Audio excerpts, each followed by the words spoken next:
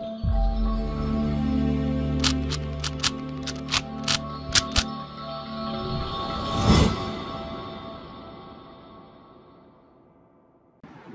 Guys, welcome to Vibha classes. आज हम आपके साथ लाए हैं पूरी डिटेल सीएमए कोर्स को लेकर। इसी तरीके से अगर आप कोई भी ऐसा कोर्स है जिसको लेकर आप कंफ्यूज हैं और अगर आप चाहते हैं कि उस पर फुल और इजी और कम टाइम वेस्ट कर आपको डिटेल प्रोवाइड करी जाए तो हमें कमेंट बॉक्स में आके जरूर बताइए। तो चलिए फटाफट से देखते हैं कॉमर्स स्टूडेंट्स के लिए जो सीएमए कोर्स है वो क्या क्या उसकी एलिजिबिलिटी क्राइटेरिया है, कैसे एग्जाम्स होते हैं, क्या कब कब आप फॉर्म भर सकते हैं, कौन सी वेबसाइट पर जाकर आप फॉर्म भर सकते हैं, सारी इन्फॉर्मेशन हम आपके पास लेकर आए हैं। तो सबसे पहले समझते हैं ये सीएमए कोर्स है क्या।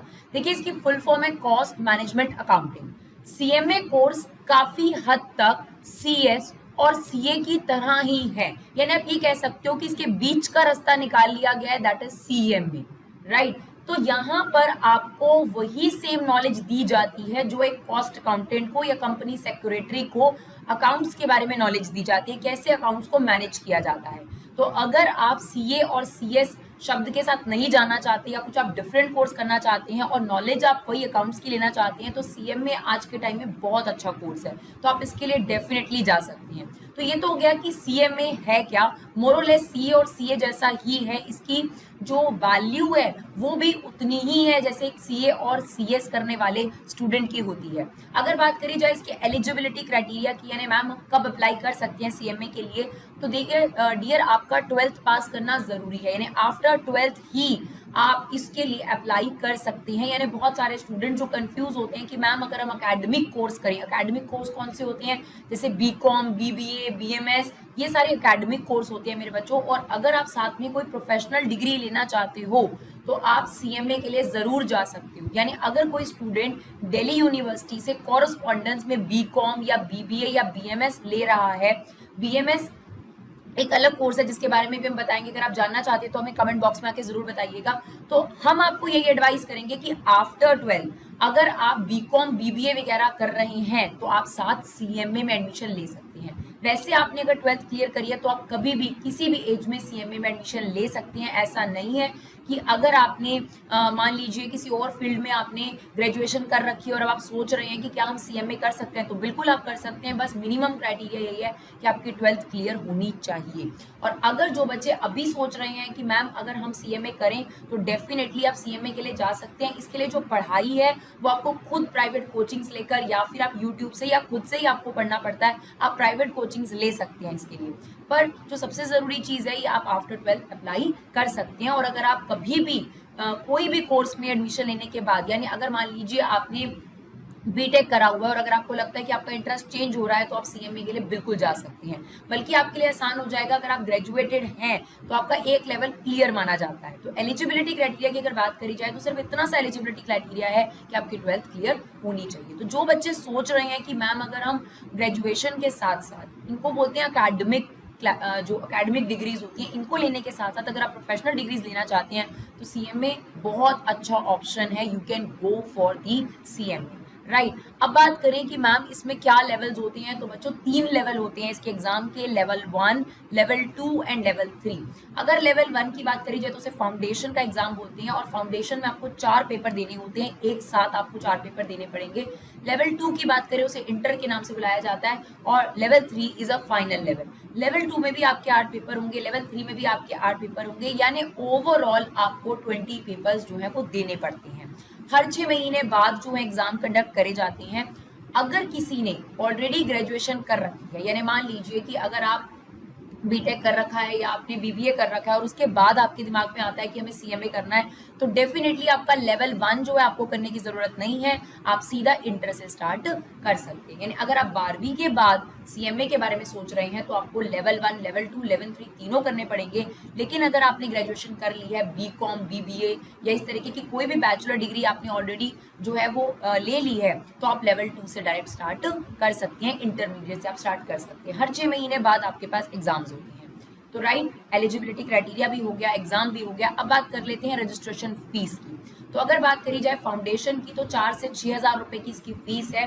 इंटरमीडिएट की बात करी जाए यानी लेवल 2 की तो 20,000 रुपये और फाइनल की भी 20,000 रुपये फीस है। जो अच्छी बात है, इसमें आप 2 इंस्टॉलमेंट में पेमेंट कर सकते हैं, तो इंस्टॉलमेंट भी यहाँ पर अवेलेबल है।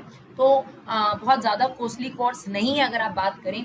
और बात करी जाए ड्यूरेशन की कि मैम हम इसे कितने टाइम में कंप्लीट करेंगे, 2 साल का है, 3 साल का है, तो डियर ये आपकी कैपेबिलिटी पर डिपेंड करता है। जैसे जैसे आप लेवल क्रैक करते जाएंगे आपका उतनी जल्दी ये कोर्स कंप्लीट होता जाएगा, बट जिस लेवल पे आप अटक जाएंगे उतना टाइम ही आपको लग जाएगा।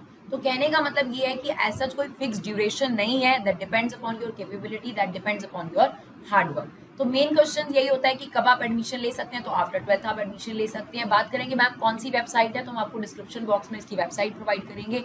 और अगर आपको फॉर्म भरने में किसी भी तरीके की दिक्कत आ रही हो तो हमें जरूर बताइएगा, हम उसको भी मदद करने की पूरी कोशिश करेंगे। अब बात करी जाए लेवल क्या होते हैं, तो 3 लेवल होते हैं। फीस के बारे में भी हमने बात कर ली। बात करते हैं कि अब मैम क्या इसमें हमें कोई इंटर्नशिप या ट्रेनिंग करनी पड़ती है, तो कंपलसरी है आपके लिए इंटर्नशिप और ट्रेनिंग करना। जो फाइनल का एग्जाम होता है डियर आपका, जो कि 3rd लेवल है, उससे पहले हर स्टूडेंट के लिए कंपलसरी है कि आपको 100 डेज की कंप्यूटर ट्रेनिंग करनी पड़ेगी।